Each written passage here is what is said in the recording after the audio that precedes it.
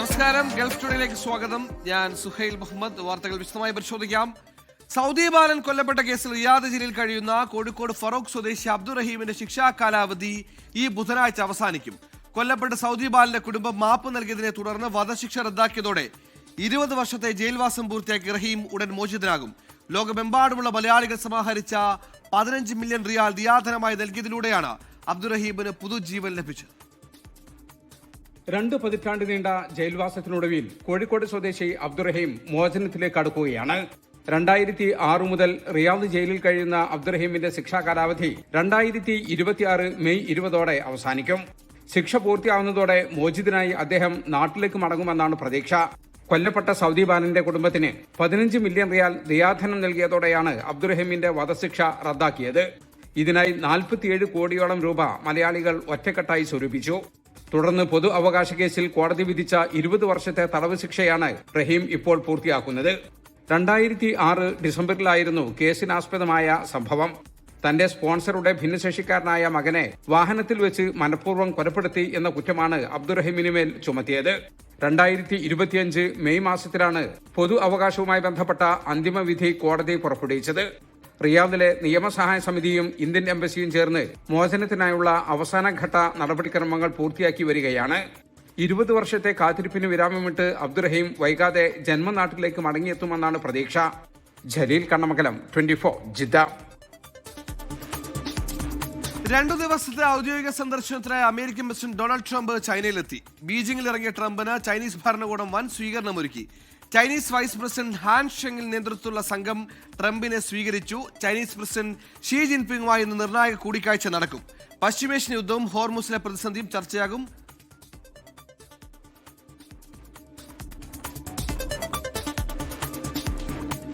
Iran യുദ്ധം അവസാനിപ്പിക്കാൻ ചൈനയുടെ സഹായം ആവശ്യമില്ലെന്ന് അമേരിക്കൻ പ്രസിഡന്റ് ഡൊണാൾഡ് ട്രംപ്. 3 ദിവസത്തെ ചൈനീസ് സന്ദർശനത്തിന് പുറപ്പെടും മുമ്പായിരുന്നു ഡൊണാൾഡ് ട്രംപിന്റെ പ്രതികരണം. ഇറാൻ യുദ്ധത്തിന് ഇതുവരെ ചെലവായത് $2,900 കോടി എന്ന് അമേരിക്കൻ പ്രതിരോധ മന്ത്രാലയം അറിയിച്ചു. യുദ്ധം അവസാനിപ്പിക്കുന്നതിനായി ഇറാൻ സമർപ്പിച്ച 14 നിർദ്ദേശങ്ങൾ അമേരിക്കൻ പ്രസിഡന്റ് ഡൊണാൾഡ് ട്രംപ് തള്ളിയതിനു ശേഷമാണ് ചൈനീസ് സന്ദർശനത്തിനായി ട്രംപ് പുറപ്പെട്ടത്. 3 ദിവസത്തെ ചൈന സന്ദർശനത്തിന് പുറപ്പെടും മുമ്പ് ഇറാൻ യുദ്ധം അവസാനിപ്പിക്കാൻ ചൈനീസ് പ്രസിഡന്റ് ഷീ ജിൻപിങ്ങിന്റെ സഹായം തനിക്ക് ആവശ്യമില്ലെന്ന് ട്രംപ് വ്യക്തമാക്കി. വെടിനിർത്തൽ കരാർ താൻ ഇല്ലാതാക്കും വരെ തുടരുമെന്നും ട്രംപ് പറഞ്ഞു. ഇറാനും അമേരിക്കയും തമ്മിലുള്ള ചർച്ചയ്ക്ക് മധ്യസ്ഥം വഹിക്കുന്നത് പാകിസ്ഥാനാണെങ്കിലും ചൈനയുമായി കൂടിയാലോചിച്ചാണ് ഇറാൻ അമേരിക്കയ്ക്ക് മറുപടി നൽകുന്നതെന്നാണ് പൊതുവെ വിലയിരുത്തപ്പെടുന്നത്. ഹോർമുസ് കടലിടുക്കിലെ സ്തംഭനാവസ്ഥ പരിഹരിക്കാൻ ട്രംപ് ഷീ ജിൻപിങ്ങിന്റെ സഹായം തേടുമെന്ന അഭ്യൂഹങ്ങൾക്കിടെയാണ് ട്രംപിന്റെ പ്രസ്താവന. ഹോർമുസ് കടലിടുക്ക് വഴിയുള്ള കപ്പൽ ഗതാഗതം പുനഃസ്ഥാപിക്കാൻ ചൈനയും താൽപര്യപ്പെടുന്നുണ്ടെന്നതിനാൽ ഇറാൻ വിഷയത്തിൽ സഹായിച്ചാൽ തായ്വാൻ വിഷയത്തിൽ അയഞ്ഞ സമീപനം സ്വീകരിക്കാമെന്ന് ഉറപ്പു നൽകാനിടയുണ്ട്. ഇരു രാജ്യങ്ങളും തമ്മിലുള്ള വ്യാപാര ബന്ധം സംബന്ധിച്ച ചർച്ചകൾക്കാകും മുൻതൂക്കം നൽകുകയെന്നാണ് ട്രംപ് പറയുന്നത്. അതിനിടെ ഇറാനുമായുള്ള യുദ്ധത്തിന് അമേരിക്ക ഇതുവരെ $2,900 കോടി ചെലവാക്കിയതായി പെന്റഗൺ വ്യക്തമാക്കി. International desk, 24. കേരള സമാജം നൈജീരിയയുടെ നേതൃത്വത്തിൽ ഇന്റർ ഏരിയ ഫുട്ബോൾ ടൂർണമെന്റ് സംഘടിപ്പിച്ചു. കേരള സമാജം പ്രസിഡന്റ് ഒട്ടുൻബ ആന്റണി ഐസക് ടൂർണമെന്റ് ഉദ്ഘാടനം ചെയ്തു. കേരള സമാജം നൈജീരിയയുടെ നേതൃത്വത്തിൽ ഇന്റർ ഏരിയ ഫുട്ബോൾ ടൂർണമെന്റ് സംഘടിപ്പിച്ചു. ഇക്കേജ സോക്കർ ഫുട്ബോൾ ഗ്രൗണ്ടിൽ നടന്ന ടൂർണമെന്റ് കേരള സമാജം പ്രസിഡന്റ് ഒട്ടുംബ ആന്റണി ഐസക് കിക്ക് ഓഫ് ചെയ്തു. വിവിധ ഏരിയകൾ തമ്മിൽ നടന്ന പ്രാഥമിക മത്സരങ്ങൾക്ക് ശേഷം നടന്ന ഫൈനലിൽ ഇല്ലുപേജു ഫുട്ബോൾ ക്ലബ് എതിരില്ലാത്ത 2 ഗോളിന് കിരീടം കരസ്ഥമാക്കി. Team Victoria Island runners up ട്രോഫിയും കരസ്ഥമാക്കി. ടൂർണമെന്റിലെ മികച്ച താരമായി പോൾ ബാബുവിനെയും മികച്ച ഗോൾ കീപ്പറായി അരുൺ മോഹനെയും ടോപ്പ് സ്കോററായി ജോർജ് വർഗീസിനെയും ഇമ്പാക്ട് പ്ലെയറായി ബോണി റിനിയെയും എമർജിംഗ് പ്ലെയറായി പ്രണവ് മിഥുനെയും തെരഞ്ഞെടുത്തു. കുട്ടികളുടെയും വനിതകളുടെയും ഫുട്ബോൾ മത്സരവും ക്യാരംസ്, കുട്ടികൾക്കായുള്ള വിവിധ ഗെയിമുകൾ എന്നിവയും ടൂർണമെന്റിന്റെ ഭാഗമായി ക്രമീകരിച്ചു. ശരത്, ജലീൽ, ജിക്സൺ, അരുൺ എന്നിവരുടെ നേതൃത്വത്തിൽ സ്പോർട്സ് കമ്മിറ്റി മത്സരങ്ങൾക്ക് നേതൃത്വം നൽകി. ബ്ലസൻ ചെറുവക്കൽ, 24 നൈജീരിയ. സൈബർ ആക്രമണം തടയാൻ AI സൈബർ ഫാക്ടറിയുമായി UAE സൈബർ സെക്യൂരിറ്റി കൗൺസിലിന്റേതാണ് തീരുമാനം. പ്രതിദിനം 8 ലക്ഷത്തിലധികം സൈബർ ആക്രമണങ്ങളാണ് UAE നേരിടുന്നത്. ദേശീയ സൈബർ സുരക്ഷാ പങ്കാളിയായ CPX ഹോൾഡിംഗ്സുമായി സഹകരിച്ചാണ് ഡിജിറ്റൽ രംഗത്തെ ശക്തിപ്പെടുത്തുന്നതിനും സൈബർ സുരക്ഷ ഉറപ്പാക്കുന്നതിനുമായി AI സൈബർ ഫാക്ടറി ആരംഭിക്കുന്നത്. സൈബർ ഭീഷണികളുടെ വ്യാപ്തിയും സങ്കീർണതയും വർദ്ധിക്കുന്നുണ്ട്. സ്ഥാപനങ്ങളെയും വ്യക്തികളെയും ലക്ഷ്യം വെച്ചുള്ള ആക്രമണങ്ങൾ മുൻകൂട്ടി കണ്ടെത്താനും തടയിടാനുമുള്ള രാജ്യത്തിന്റെ കഴിവ് വർദ്ധിപ്പിക്കുന്നതിനാണ് AI സൈബർ ഫാക്ടറിയിലൂടെ ലക്ഷ്യമിടുന്നത്. രാജ്യത്തിന്റെ ഡിജിറ്റൽ സംവിധാനങ്ങളും പൊതുജനവിശ്വാസവും സംരക്ഷിക്കുന്നത് നിർണായകമായി വന്ന സാഹചര്യത്തിലാണ് UAE ലോകത്തെ തന്നെ മികച്ച നൂതന സൈബർ സുരക്ഷാ ഹബ്ബാക്കി മാറ്റുന്നതിന് സൈബർ ഫാക്ടറി യാഥാർത്ഥ്യമാക്കുന്നതെന്ന് UAE ഭരണകൂടത്തിന്റെ സൈബർ സുരക്ഷാ മേധാവി ഡോക്ടർ മുഹമ്മദ് അൽ കുവൈറ്റി പറഞ്ഞു.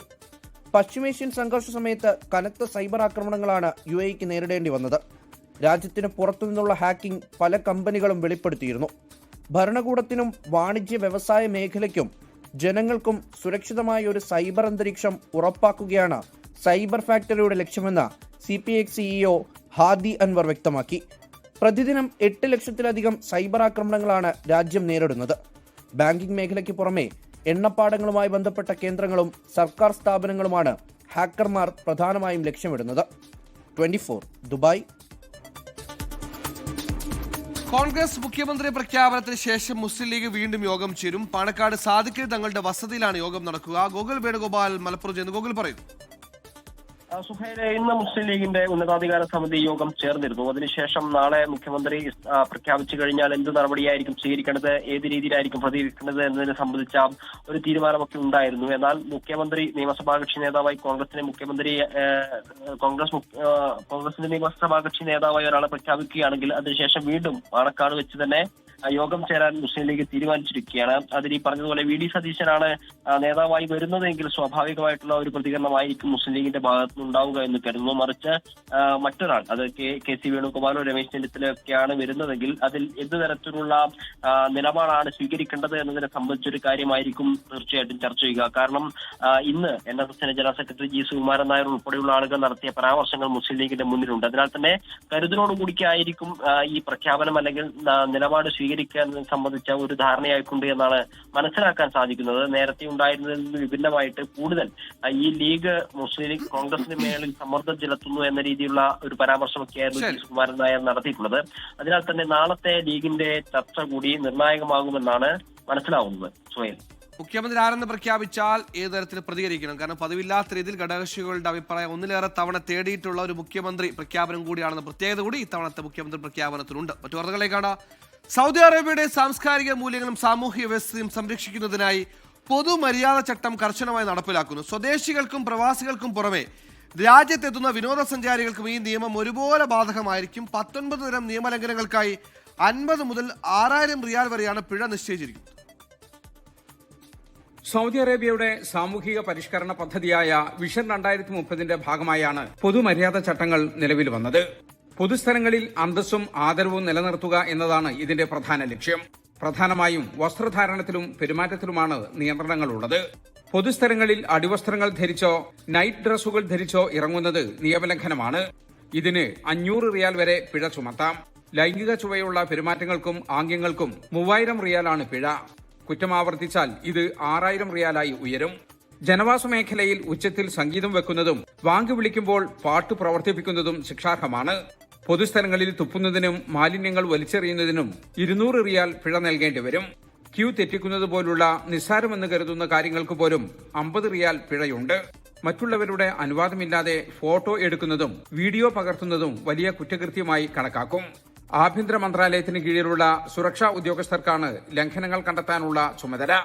ഓരോരുത്തർക്കും വ്യക്തി സ്വാതന്ത്ര്യം അനുവദിക്കുമ്പോൾ തന്നെ അത് മറ്റുള്ളവർക്ക് ബുദ്ധിമുട്ടാകരുത് എന്ന നയമാണ് സൗദി ഇതിലൂടെ നടപ്പിലാക്കുന്നത്. Jaleel കണമകരം, 24 Jeddah. Qatar ideal Indian സ്കൂളിലെ 2 വിദ്യാർത്ഥികൾ സ്വിമ്മിംഗ് പൂളിൽ മുങ്ങി മരിച്ചു. മഹാരാഷ്ട്ര സ്വദേശി അഫ്സൽ കാഹുറുദ്ദീൻ ബഡേ റുബൈന ദമ്പതികളുടെ മകൻ അഹമ്മദ് അഫ്സൽ ബഡേ, ആമിർ മുഹമ്മദ് ഷാഹിദ് ഖുറേഷിയുടെ മകൻ മുഹമ്മദ് ഷഹീദ് ഖുറേഷി എന്നിവരാണ് മരിച്ചത്. ഐഡിയൽ ഇന്ത്യൻ സ്കൂൾ സമൂഹ മാധ്യമ അക്കൗണ്ടിൽ അനുശോചനം അറിയിച്ചു. ആവശ്യമായ എല്ലാ നടപടിക്രമങ്ങളും പൂർത്തീകരിച്ചിട്ടുണ്ടെന്ന് പ്രവാസി വെൽഫെയർ അറിയിച്ചു.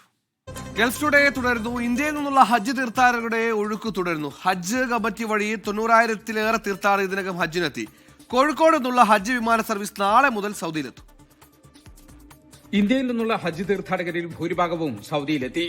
ഇന്നലെ വരെയുള്ള കണക്കനുസരിച്ച് ഇന്ത്യൻ ഹജ്ജ് കമ്മിറ്റി വഴിയുള്ള 90,000-ലേറെ തീർത്ഥാടകർ ഹജ്ജിനെത്തി. ഇതിൽ 87,000-ഓളം പേർ മക്കയിലും 3,000-ഓളം പേർ മദീനയിലുമാണ് ഇപ്പോഴുള്ളത്. ഹജ്ജ് കമ്മിറ്റി വഴി 32,000-ഓളം തീർത്ഥാടകരാണ് ഇനി ഹജ്ജിനെത്താൻ ബാക്കിയുള്ളത്. മദീനയിലേക്കുള്ള ഹജ്ജ് വിമാന സർവീസ് മെയ് 7-ന് അവസാനിച്ചു. ഇപ്പോൾ ജിദ്ദയിൽ ഇറങ്ങുന്ന തീർത്ഥാടകർ ഹജ്ജിന് ശേഷം മദീനയിലേക്ക് പോകും. ഉംറ നിർവഹിച്ചും ഹറം പള്ളിയിൽ ആരാധനാകർമ്മങ്ങൾ നിർവഹിച്ചും ചരിത്ര പുണ്യസ്ഥലങ്ങൾ സന്ദർശിച്ചും സമയം ചെലവഴിക്കുകയാണ് ഇപ്പോൾ തീർത്ഥാടകർ. ഗവൺമെന്റിന്റെ കീഴിലാണ് ഞങ്ങൾ ഇവിടെ ഹജ്ജിന് വന്നിട്ടുള്ളത്. വളരെ മികച്ച സൗകര്യങ്ങളാണ് ഇതുവരെ നമുക്ക് കിട്ടിയിട്ടുള്ളത്. നമ്മൾ ഒരുപാട് ഉംറകൾ ചെയ്യാനുള്ള അവസരങ്ങൾ ഉണ്ടായിട്ടുണ്ട്.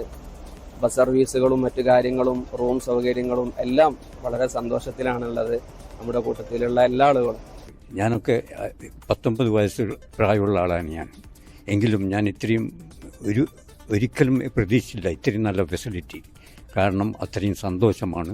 ഇവരെ പരിഗണനയും ഇവരെ സർവീസും ഒക്കെ വളരെ ഗംഭീരമാണ്. കേരളത്തിൽ നിന്നുള്ള ഹജ്ജ് വിമാന സർവീസ് തുടരുകയാണ്. കൊച്ചിയിൽ നിന്നും കണ്ണൂരിൽ നിന്നുമാണ് ഇതുവരെയുള്ള സർവീസുകൾ നടന്നത്. കരിപ്പൂരിൽ നിന്നുള്ള ഹജ്ജ് വിമാനങ്ങൾ നാളെ മുതൽ ജിദ്ദയിലെത്തും. ഇന്ത്യയിൽ നിന്നുള്ള 1.25 ലക്ഷത്തോളം തീർത്ഥാടകരിൽ 1,22,518 തീർത്ഥാടകരാണ് ഹജ്ജ് കമ്മിറ്റി വഴി ഹജ്ജ് നിർവഹിക്കുന്നത്. ബാക്കിയുള്ളവർ സ്വകാര്യ ഗ്രൂപ്പുകൾ വഴി ഹജ്ജ് നിർവഹിക്കും. കേരളത്തിൽ നിന്നും സ്വകാര്യ ഗ്രൂപ്പുകൾ വഴി ഹജ്ജിനെത്തിയ തീർത്ഥാടകരിൽ ഭൂരിഭാഗവും ഇപ്പോൾ മദീന സന്ദർശനത്തിലാണ്. ഈ മാസം അവസാന വാരം നടക്കുന്ന ഹജ്ജ് കർമ്മങ്ങൾക്ക് മുന്നോടിയായി ഇവർ മക്കയിൽ തിരിച്ചെത്തും. ജലീൽ കണ്ണമംഗലം, 24 ജിദ്ദ. ഹജ്ജ് തീർത്ഥാടനത്തിനായി ലോകത്തിന്റെ വിവിധ ഭാഗങ്ങളിൽ നിന്ന് ഇതുവരെ 8,60,000-ലധികം വിശ്വാസികൾ സൗദി അറേബ്യയിലെത്തി. തീർത്ഥാടകർക്കായി വിമാനത്താവളങ്ങൾ ഉൾപ്പെടെ വിപുലമായ സജ്ജീകരണങ്ങളാണ് ഒരുക്കിയിരിക്കുന്നത്. ഹജ്ജ് നടപടിക്രമങ്ങൾ ലഘൂകരിക്കുന്നതിന്റെ ഭാഗമായി വിമാനത്താവളത്തിലെ കാത്തിരിപ്പ് സമയം 15 മിനിറ്റ് കുറച്ചതായി ഹജ്ജ് ഉംറ മന്ത്രി അറിയിച്ചു. വിശുദ്ധ ഹജ്ജ് കർമ്മങ്ങൾക്കായി ലോകത്തിന്റെ വിവിധ കോണുകളിൽ നിന്ന് വിശ്വാസികൾ എത്തിക്കൊണ്ടിരിക്കുകയാണ്. ഇതുവരെ എത്തിയ ഹാജിമാരിൽ 8,20,000 പേരും വിമാനമാർഗമാണ് സൗദിയിലെത്തിയത്. മക്ക റൂട്ട് പദ്ധതി വഴി 2,40,000 പേർക്ക് വേഗത്തിൽ നടപടിക്രമങ്ങൾ പൂർത്തിയാക്കാൻ സാധിച്ചു. ഇത്തവണ വിദേശ ഹാജിമാർക്കായി ഹജ്ജ് വിത്തൌട്ട് ലഗേജ് എന്ന പദ്ധതി ആവിഷ്കരിച്ചിട്ടുണ്ട്. ഇതുവഴി വിമാനത്താവളത്തിലെ തിരക്കൊഴിവാക്കി ബാഗുകൾ നേരിട്ട് താമസ സ്ഥലങ്ങളിൽ എത്തും. തീർത്ഥാടകരുടെ യാത്ര സുഗമമാക്കാൻ 100-ലധികം പുതിയ പദ്ധതികളാണ് ഈ വർഷം നടപ്പിലാക്കിയത്. ജബലുർ റഹ്മ പ്രദേശം 5 ഇരട്ടി വികസിപ്പിക്കുകയും തണലിനായി വിപുലമായ സംവിധാനങ്ങൾ ഒരുക്കുകയും ചെയ്തു. ചൂട് നിയന്ത്രിക്കാൻ മിനായിൽ 6,000-ലധികം വാട്ടർ മിസ്റ്റ് തൂണുകളും 60,000 മരങ്ങളും സജ്ജമാക്കിയിട്ടുണ്ട്. മദീനയിലെ റൗള ഷരീഫിൽ ഒരേ സമയം 57,000 പേർക്ക് സന്ദർശനം നടത്താനുള്ള ശേഷി കൈവരിച്ചതായും ഹജ്ജ് ഉംറ മന്ത്രി വ്യക്തമാക്കി.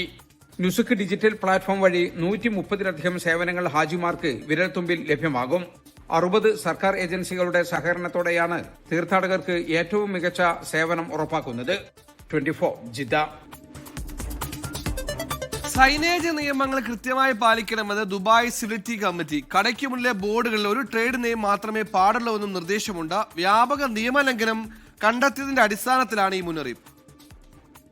ദുബായ് സിവിലിറ്റി കമ്മിറ്റിയും Dubai department of economy and ടൂറിസവും ചേർന്നാണ് പുതിയ മുന്നറിയിപ്പ് നൽകിയിട്ടുള്ളത്. വിവിധ ബിസിനസ് ഷോപ്പ് ഉടമകൾ സൈനേജ് നിയമം പാലിക്കണമെന്ന് മുന്നറിയിപ്പുണ്ട്. 1 വർഷം മുൻപാണ് ദുബായ് സൈനേജ് നിയമങ്ങൾ പുതുക്കി പ്രാബല്യത്തിൽ വരുത്തിയത്. ആഗോള മാനദണ്ഡങ്ങൾക്കനുസരിച്ച് ദുബായ് RTA-യും മുനിസിപ്പാലിറ്റിയും ചേർന്നാണ് നിർദ്ദേശങ്ങൾ തയ്യാറാക്കിയത്. ഔട്ട്ഡോർ അഡ്വർടൈസിംഗ് മാനുവലിലുള്ള നിർദ്ദേശങ്ങൾ പാലിക്കുന്നതിൽ വീഴ്ച ശ്രദ്ധയിൽപ്പെട്ടതോടെയാണ് വീണ്ടും നിർദ്ദേശം നൽകിയിരിക്കുന്നത്. കടയുടെ മുൻവശത്ത് ഒരു ട്രേഡ് നെയിം മാത്രമേ അനുവദിക്കുകയുള്ളൂ. ഒന്നിലധികം വ്യാപാര നാമങ്ങൾ ഉണ്ടാകാൻ പാടില്ല. സൈൻ ബോർഡുകൾ മുകളിൽ നിന്ന് താഴേക്ക് വായിക്കുന്ന തരത്തിലാകണം. നേരത്തെ നിർദ്ദേശം നൽകിയ വലിപ്പത്തിലും ആകൃതിയിലുമാകണം ബോർഡുകൾ വയ്ക്കേണ്ടത്. അമിതമായ ലൈറ്റ് പാടില്ല. ബോർഡിന്റെ കട്ടിയും നിയമാനുസൃതമാകണം. നിശ്ചിത അളവിൽ കൂടുതൽ വെളിച്ചമുള്ള ബാക്ക്ഗ്രൗണ്ടുകളും ഒഴിവാക്കണമെന്നാണ് നിർദ്ദേശം. അനിമേറ്റഡ് ദൃശ്യങ്ങളോ ചലിക്കുന്ന ദൃശ്യങ്ങളോ സൈൻ ബോർഡിൽ ഉണ്ടാകാനും പാടില്ല. ഗ്രൗണ്ട് ഫ്ലോറിലല്ലാത്ത കടകളുടെയോ സ്ഥാപനങ്ങളുടെയോ നെയിം ബോർഡുകൾ ബാൽക്കണിയിൽ തൂക്കരുത്. ലോകത്തിലെ ഏറ്റവും സുന്ദരമായ ഇടമാക്കി ദുബായിയെ മാറ്റാനുള്ള നടപടികളുടെ ഭാഗമായി കൂടിയാണ് ഈ നിർദ്ദേശങ്ങൾ. 24 ദുബായ്. അന്താരാഷ്ട്ര തൊഴിലാളി ദിനാചരണത്തിന്റെ ഭാഗമായി മോഡൽ സർവീസ് സൊസൈറ്റി സംഘടിപ്പിച്ച MSS മെയ് ഡേ ചാമ്പ്യൻഷിപ്പ് 2026 നടന്നു.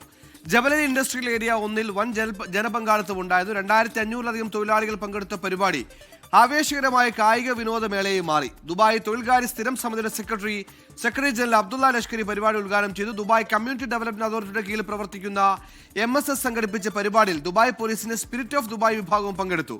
തൊഴിലാളികളുടെ ക്ഷേമത്തിനും സാമൂഹിക സുരക്ഷയ്ക്കുമായി ദുബായ് സർക്കാർ നടപ്പിലാക്കുന്ന വിവിധ പദ്ധതികളെക്കുറിച്ച് സെക്രട്ടറി ജനറൽ അബ്ദുള്ള ലഷ്കരി ചടങ്ങിൽ വിശദീകരിച്ചു. തിരികെ വാർത്തകളിലേക്ക്. ചർച്ചകൾ പൂർത്തിയായതിനു ശേഷം മുഖ്യമന്ത്രിയുടെ കാര്യത്തിൽ സസ്പെൻസ് തുടർന്ന് കോൺഗ്രസ്. പ്രഖ്യാപനം നാളെ എന്ന് ACC മാധ്യമ വിഭാഗം ജനറൽ സെക്രട്ടറി ജയറാം രമേശ് അറിയിച്ചു. അന്തിമഘട്ട ചർച്ചകൾക്ക് ശേഷം മാധ്യമങ്ങളെ കണ്ടാണ് വിവരം അറിയിച്ചത്. അതേസമയം കോൺഗ്രസ് നിയമസഭാ കക്ഷിയോഗം നാളെ ചേരും. ഉച്ചയ്ക്ക് 1 മണിക്ക് KPC ആസ്ഥാനത്ത് നടക്കുന്ന യോഗത്തിൽ മുഖ്യമന്ത്രിയെ പ്രഖ്യാപിച്ചേക്കും. കേരളത്തിലെ മുഖ്യമന്ത്രിയെ കോൺഗ്രസ് ഹൈക്കമാൻഡ് തീരുമാനിച്ചു കഴിഞ്ഞു. എന്നാൽ അത് ആരാണെന്നറിയണമെങ്കിൽ കാത്തിരിപ്പ് തുടരണം. രാഹുൽ ഗാന്ധിയും കോൺഗ്രസ് അധ്യക്ഷൻ മല്ലികാർജുൻ ഖർഗെയുമായുള്ള അന്തിമഘട്ട കൂടിക്കാഴ്ചയ്ക്ക് ശേഷം പ്രഖ്യാപനമുണ്ടായേക്കുമെന്നായിരുന്നു വിവരം. 40 മിനിറ്റോളം നീണ്ട കൂടിക്കാഴ്ചയ്ക്ക് പിന്നാലെ ഖർഗെയുടെ വസതിയിൽ നിന്നും രാഹുൽ ഗാന്ധി പുറത്തേക്ക്. പ്രഖ്യാപനം സംബന്ധിച്ച അഭ്യൂഹങ്ങൾക്കിടെയാണ് AICC മാധ്യമ വിഭാഗം ജനറൽ സെക്രട്ടറി ജയറാം രമേശ് മാധ്യമങ്ങളെ കണ്ടത്. As authorized by the members of the CLP in Kerala, the High Command of the Congress has completed all discussions and the decision on who the next Chief Minister of Kerala will be announced tomorrow. ചർച്ചകൾ പൂർത്തിയായെന്നും പ്രഖ്യാപനം നാളെയാണെന്നും അറിയിച്ച് തിരികെ ഖർഗെയുടെ വസതിയിലേക്ക്. കേരളത്തിൽ നിന്ന് ഡൽഹിയിൽ വിളിപ്പിച്ച നേതാക്കളുടെ അഭിപ്രായം കൂടി പരിഗണിച്ചാണ് ഹൈക്കമാൻഡിന്റെ അന്തിമ തീരുമാനം. ക്ലൈമാക്സിലേക്ക് അടുക്കുമ്പോഴും ആത്മവിശ്വാസത്തിലാണ് KC, RC, VD ക്യാമ്പുകൾ. 24 ഡൽഹി. അവയവ കച്ചവടത്തിന്റെ കാണാപുറങ്ങൾ തേടി 24 വാർത്താ സംഘം.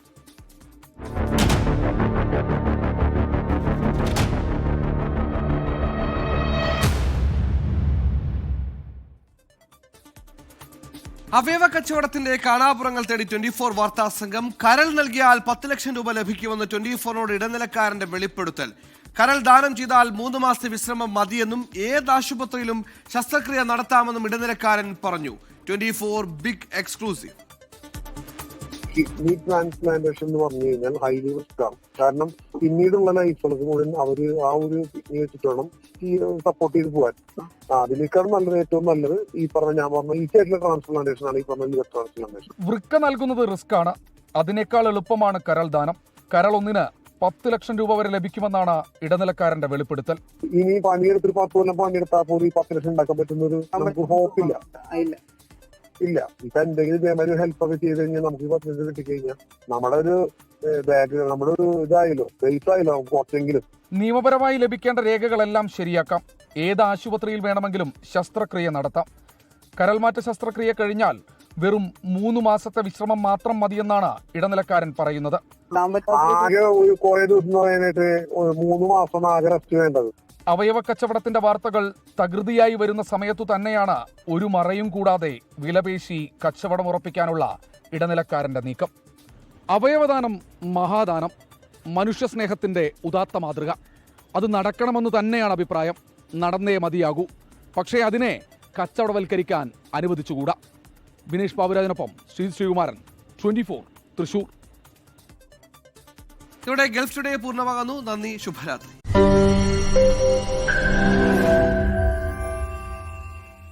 ലോകത്തെവിടെയായാലും ഏത് സമയത്തും 24 വാർത്തകളും ഓഗ്മെന്റഡ് റിയാലിറ്റി പാക്കേജുകളും എക്സ്പ്ലെയിനറുകളും വിശദമായി കാണാൻ ഞങ്ങളുടെ YouTube ചാനൽ നിങ്ങൾക്ക് സബ്സ്ക്രൈബ് ചെയ്യാം.